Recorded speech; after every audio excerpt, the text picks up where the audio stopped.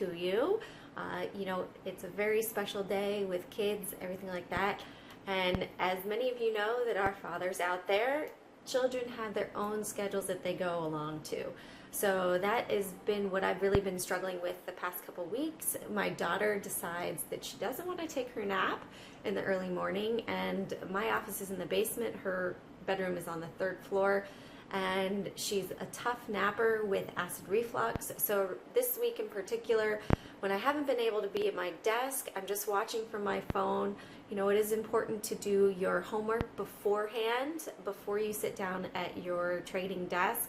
Know what's going on with the market. You know, I really enjoy, like today, doing my homework on a Sunday or the night before after 8 o'clock to go ahead and see what's going on with the market, see what the gappers are doing, see what the trend is on the charts, and going ahead and analyzing them.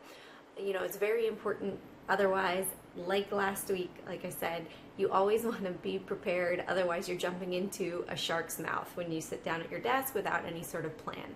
So you do want to know what's going on, what sort of setups you're looking for, whatever strategy you have. Go ahead and try to have that plan in place before you sit down at your desk. You know, if it's a bad morning for me where my daughter has, like on Friday, had a poopy diaper right at 9:29, you know what? To me, that means, hey, today is not the day for you. Just enjoy time with her, watch the market, study the price action, and go ahead and see what's going on. But if I can't devote that time, it's not worth it. You know, your money is precious, so don't just throw it into the market without a plan. It was also a huge week on Thursday. The book was finally released, available on Amazon.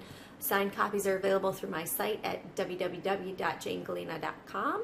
Everything's down below, and I'm really waiting to hear feedback from you guys. It was a labor of love to put it all together for you and share part of my trading journey with you, and also the experience of other traders. You know, that's really how I learned, was learning from other traders, and that's why I give back in this way. I try to give back what I wanted when I was on my studying journey.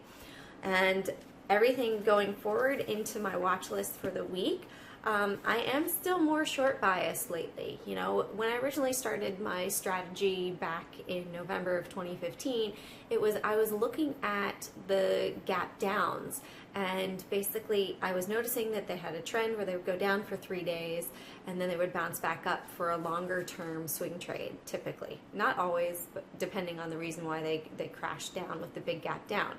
But if it's, you know, oversold based on earnings, but it's a value company, then more than likely it's just been an overreaction, except for retailers lately. Those have really been getting pummeled. But going forward into the week, so all that to say basically is that I'm seeing a lot of the shorts. I'm going back to the basis of everything, following those, especially when I can't be at my desk at open. I just go ahead and I watch those and continue to see the same patterns over and over again.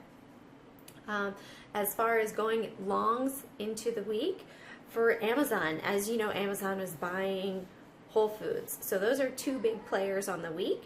Amazon, if it goes above $989.30, looks like it could go up to $1,000. On these higher price stocks, you know, you could always use it as an option trade. You could go ahead and buy a call, say up to $1,000 for if it broke $989. On the short side, if it breaks down below $985, I think it could go down to $967. So that I would have on both. For Whole Foods, if it breaks 43, I think you go up to 43.45, which is the 52-week high, and then up from there. Short side, if it were, because it gapped up on Friday, if it were to break 41.75, it does have a nice gap to fill on the short side down to 36. So that would be a good option as well. So I would put a bracket for those two price alerts on my charts. For long again, CGI, if it breaks 310, looks like it could easily go up to the high of 382. That does have 26 million in the float, so it is a lower floater, and it could really run again if it does have the momentum behind it. FNSR, if that one breaks 27, it looks like it could go up to 27.25 and then break out from there. SRNE, if that breaks 230, it looks like it could run. You might hear my daughter in the background chatting away. Or also a short if it were to break support level of 188. Also, we have Fold. If Fold were to break out of 961, it looks like it could run up. And if it breaks, I would give it a stop of $9 and use that as a support level if that's broken as far as a short. For my shorts for the week, TXMD had a big major spike. It looks like it's trying to recover, but if it were to break down below 5, I think that would be a good support level to go ahead and jump into a short. Of course, all of these are just my opinion. I'm not a professional financial advisor, so you do have to trade at your own risk. We have Omer, O-M-E-R, which has had 3-4 good days of run up. It's looking like it's in an overbought area. If it were to break down below 23.76, I think it would go to 23.70, down to 22, and then 21.50. For TCCO, it has spiked up a fair amount over the past couple days. However, it's very low volume. So if it does have some volume behind it, it is in an overbought scenario on the daily chart, and it looks like it could run down pretty quickly.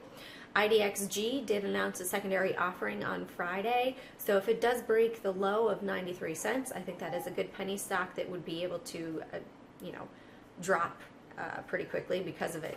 ADMP, also in the overbought area, that if it breaks down below 515, looks like it could go to 5 and then down to 450. Pfizer, PFE, looks like if it breaks 32.90, would continue down to 32.70 and then down to 32.50s. We have GILD, if that breaks down below 63.50, looks like it'd be a good short. MYO as well, if that one breaks down below 18.25, MYO, if that breaks resistance of 18.25 or goes down below 12. That was an IPO recently, and that one has had some big surges in both directions. It wasn't able to break 18.25. It had a failed spike on Friday for the daily chart, and the low of Friday's day was 10.10. So if it does break 12, I think it will continue on down into 10 as support and then potentially down from there. Also, BAH, if that one, I would put that actually back over, that one on the short side, 31.25. If it breaks down through there, then it looks like it'll go to 31 and then down to 30.44. That's it for this week, guys. I hope you have a great week ahead of you. Hardback